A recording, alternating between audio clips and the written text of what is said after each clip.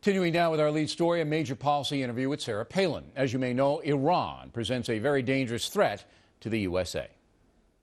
Sarah Palin is called upon in 2012 to run for president, whether it be in a Republican Party or an independent party. And I'm going to interview then, and I'm going to say, look, Iran is this far away from getting a nuclear weapon, this far away. How are you going to stop them? Let's start considering the sanctions that we should have been applying already, especially in this past year. Let's start looking at cutting off their imports of refined petroleum products. Does that mean a blockade, a naval blockade? We need to at least be willing to do such a thing and discuss it with our allies. And we need to be working closely with France and Britain, our other allies whom we can count on. But they're already on board. The primary... They're on board with what, though? What we're not discussing they're on board is some of with these economic sanctions against Iran. Do you know the country that isn't on board, that's causing all the trouble here? Well, we have to question Russia's commitment to all of this also. Russia is the problem. Right. If Russia will not stop gas going in, the embargo means nothing. Putin's saying, look, I'm not helping you out unless you give me sphere of influence in Eastern Europe. And Sarah Palin running for president says what? Well, we need to send that message that we are the superpower of the world, and it's not a conceit. How do you do that? By working closely with our other allies also, so that Putin sees care? what we're doing. He's got to care. Why? Because he's got relationships with these other countries also. We have to show the support for each one of our allies. With Israel, we cannot get into Israel, for instance, and say, we're going to tell you whether the Jewish community can expand or not expand within your borders.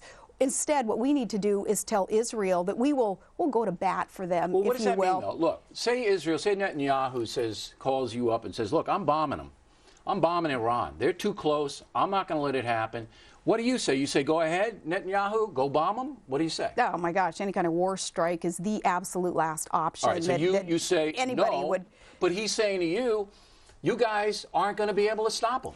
That's why we cannot let the world get to the place that you're talking about right now. We're already there. No, we're not. We're not quite there yet. There is still hope. But what we have to do is exert the pressure that America can put on our allies and on those who are not so friendly to us across the nation. Obama says he's doing all that. He's bowing to world leaders that I think any other president in our history... Do you mean that literally, the Japanese emperor? I mean that literally. You think Obama's weak abroad? I believe that his approach to diplomacy is not what history has shown us works. What works, in my mind, reading the history books, is what Reagan did. And that was to let the rest of the world know that America can be independent in a sense, and that we have the resources so that we won't be reliant on other countries to feed us and to feed our economy. What Reagan did, I think, was the right thing. He boiled it all down to this. He looked at our enemies around the world, and he said, we win, you lose. That's what I want to see and feel and hear from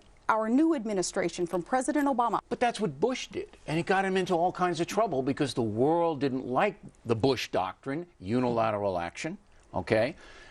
He crippled al-Qaeda. Bush crippled al-Qaeda, but in the process got us bogged down in Iraq and got world opinion against the USA. President Bush and his policies kept our homeland safe for those years after 9/11.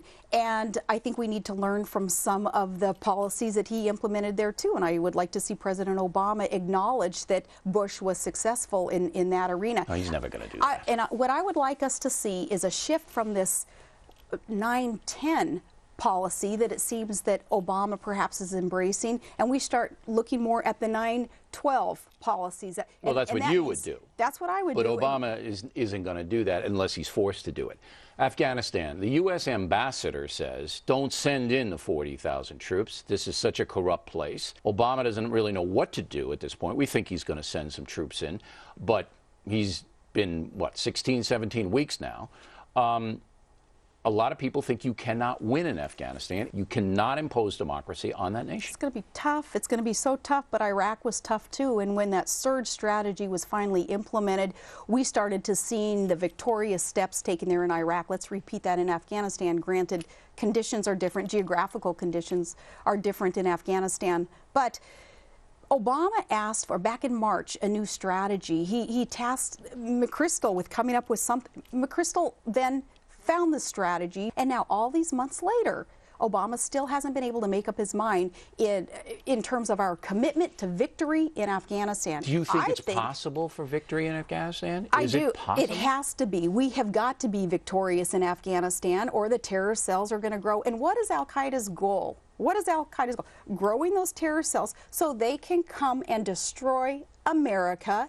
That's what al-Qaeda is for that. But if you have a corrupt Afghan government that the people don't support, no matter how many troops you send in there, it isn't going to work. That's the problem in Afghanistan. Well, the Karzai government, a bunch of corrupt people.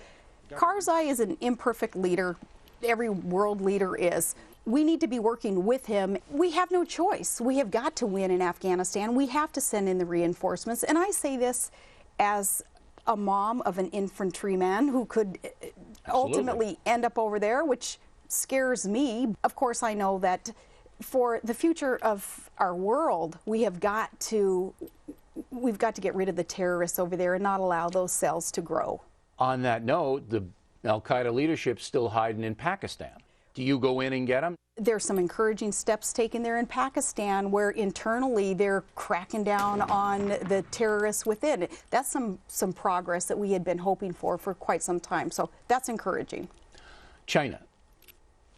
We can't do anything to China because they prop up our economy. They yelled at Obama when he went over there, the U.S. dollar going down the drain. Are you comfortable with China owning $1 trillion with U.S. currency? Are you comfortable with that? I'm not comfortable with U.S. policy today that is allowing China to own so much of America. It's free enterprise. They have the money. They can buy it. With our debt. What isn't right about this, though, is that we're continuing to grow our debt, continuing to allow this situation that we're in where we're beholden to China and to others. We can't look at China and be blaming them right now for the problems that we're causing ourselves by spending too much money in growing government. Now on Monday, Sarah Palin will tell us whether she will lead a populist movement in America, perhaps a third party, in 2012.